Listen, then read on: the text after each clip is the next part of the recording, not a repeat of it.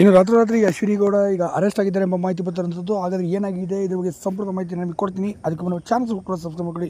ಹೌದು, ಅಶ್ವಿನಿ ಗೌಡ ಬಿಗ್ ಬಾಸ್ನ ಒಳಗಡೆ ಬಂದಂತಹ ಅತಿ ದೊಡ್ಡ ಕಂಟೆಸ್ಟೆಂಟ್ ಮತ್ತು ಅತಿ ದೊಡ್ಡ ಸ್ಪರ್ಧಿ ಅಂತ ಹೇಳ್ಬೋದು.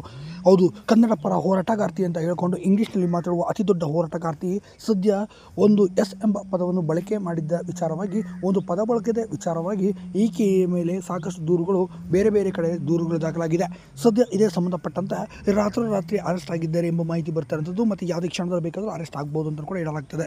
ಸದ್ಯ ಈ ಸಂಬಂಧಪಟ್ಟಂತೆ ಬಿಗ್ ಬಾಸ್ ತಂಡದ ಮೇಲೂ ಕೂಡ ಕೆಲವೊಂದು ಇದಾಗಿದೆ. ಅವರು ಮ್ಯೂಟ್ ಮಾಡಬೇಕಾಗಿತ್ತು. ಮ್ಯೂಟ್ ಮಾಡಿದಲ್ಲಿ ಅದನ್ನು ಟೆಲಿಕಾಸ್ಟ್ ಮಾಡಿದ್ದು ಉದ್ದೇಶ ಏನು ಎಂಬುದನ್ನು ಕೂಡ ಅವ್ರ ಮೇಲೆ ಕೂಡ ದೂರು ದಾಖಲಿಸಿದ್ದೀವಿ. ಆದರೆ ಅಶ್ವಿನಿ ಗೌಡನೇ ಇದಕ್ಕೆ ಕ್ಲಾರಿಟಿ ಕೊಡಬೇಕು, ಆ ಪದದ ಅರ್ಥ ಏನು. ಹಾಗಾಗಿ ಈಕೆಯ ಮೇಲೆ ನಾವು ಪ್ರಕರಣವನ್ನು ಕೂಡ ದಾಖಲಿಸಿದ್ದೀವಿ ಅಂತ ಹೇಳಿ ಸದ್ಯ ಸಾಕಷ್ಟು ಜನ ಹೋರಾಟಗಾರರು ಈಕೆಯ ವಿರುದ್ಧ ಈಗ ಕಂಪ್ಲೇಂಟನ್ನು ಕೂಡ ಕೊಟ್ಟಿದ್ದಾರೆ. ಸದ್ಯ ಈ ಕಂಪ್ಲೇಂಟನ್ನು ಕೂಡ ಕೊಟ್ಟಿದ್ದ ವಿಚಾರವಾಗಿ ಈಗ ರಾತ್ರೋರಾತ್ರಿ ಅರೆಸ್ಟ್ ಮಾಡಿದ್ದಾರೆ ಎಂಬ ಮಾಹಿತಿಗಳನ್ನು ಕೂಡ ಕೇಳಬರ್ತಾ ಇದೆ ಬಿಗ್ ಬಾಸ್ ಮನೆಯೊಳಗಡೆಯಿಂದ.